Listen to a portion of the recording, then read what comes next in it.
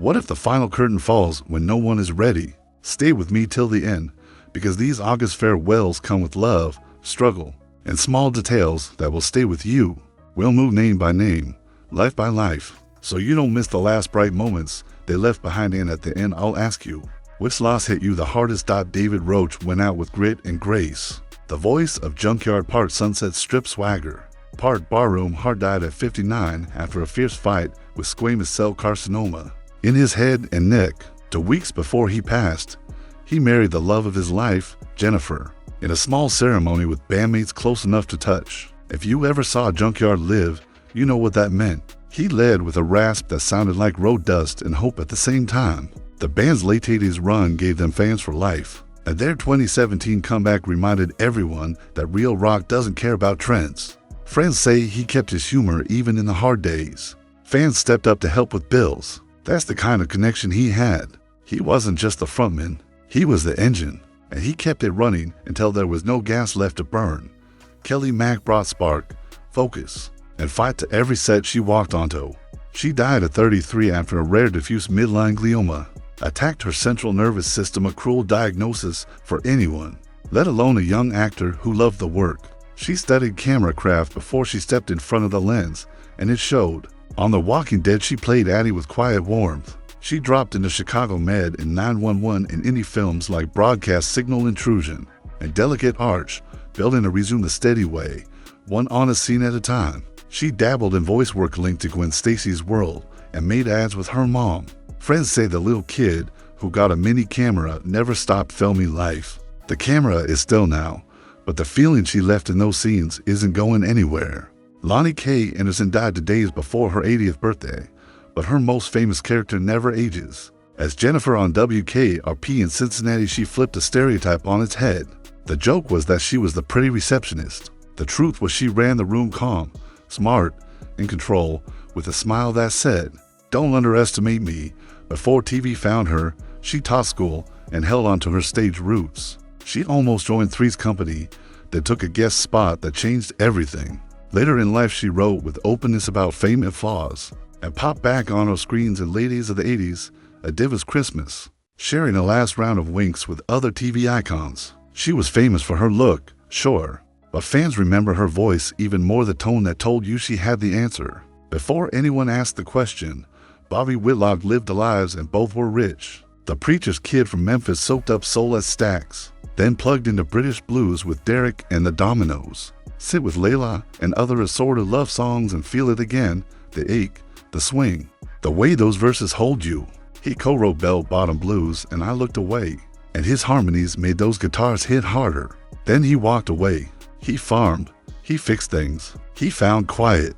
In the late 90s, he re-emerged with Coco Carmel, Making Lean, warm records that sounded like a porch in late summer. In 2024, Memphis set his name in brass on Beale Street, and he marked it the right way with a song. He died at 77 after a short illness, but if you listen close, you can still hear that church-soaked drawl behind the chords. Ksenia Alexandrova was the kind of person a camera loved and a client trusted. A Miss Russia first runner-up, a TV host, a journalist, and later a practicing psychologist. She held both beauty and empathy in the same hand. In July, she and her husband were driving through Tver when an elk leapt into the road. The animal tore into their car, through the glass, and into her. She wore a seatbelt. They weren't speeding. It didn't matter. She reached a Moscow hospital and fought through one surgery, then another. Infection came fast. Sepsis won. She died in August, for months after her wedding. People left flowers. Others left notes about sessions where she listened with care. This one is hard because it's so random, a wild creature, a quiet road, and the end of a life that helped other lives feel lighter. Judge Frank Caprio turned a small municipal courtroom into a classroom for empathy.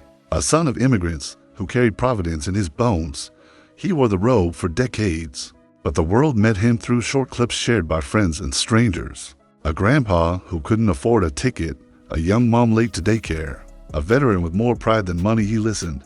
He asked 1 or 2 simple questions, and you could see the shift as mercy met the law. You have to help somebody else, he'd say when he dismissed a fine, and you believe people would try. He built scholarships, mentored students, and kept his office light on late. He died at 88 after a fight with pancreatic cancer. And the comments on those videos became a kind of national condolence book. He taught without preaching. He judged without hard edges. That's a legacy. Jerry Adler spent the first act of his career in the wings and the next in front of the camera. He called cues for Broadway hits like My Fair Lady and The Pajama Game, learning rhythm from steps and laughs. In his 60s, he gave acting a try and found a second home. As Hesh on The Sopranos, he was all quiet presence, watchful eyes, a voice that knew the numbers, a hand on Tony's shoulder that said, "Think first." He dropped into The Good Wife and Transparent in a dozen films with the ease of a veteran who understood not to push. He died at 96 in his sleep, the best kind of exit and the kind he earned. If you watch his scenes now, you'll notice how often he stands still while other people run hot. It's a choice. It's skill. It lasts. There's a reason these goodbyes hurt more than a list in black and white. They remind us that fame is only the loud part. The real work happens in quiet rooms, a writer moving commas, a singer warming up, a vet calming a worried kid, a judge holding back a smile until the right moment. The last month gave us so many of those moments to remember. If you want one more to hold on to, picture this: a courtroom where the judge asks about your day instead of your bank account, a studio where an actor takes a breath and finds the truth of a small role, a porch where an old musician looks at the sky and decides, yes, one more song. If you're still here, thank you for giving these lives your time and your attention. Tell me in the comments which story touched you most and what moment you'll keep. Was it the late wedding, the second career, the act of mercy, the quiet comeback? Your answers help keep these names alive, and more than memory, they keep the lessons alive, too. Like this video if you want more true tributes told with care. Share it with someone who needs a gentle reminder that every month carries both loss and light. And subscribe so you don't miss the next chapter. Until then, hold your people close, take the photo, make the call, and be kind in the small places. That's how we honor them.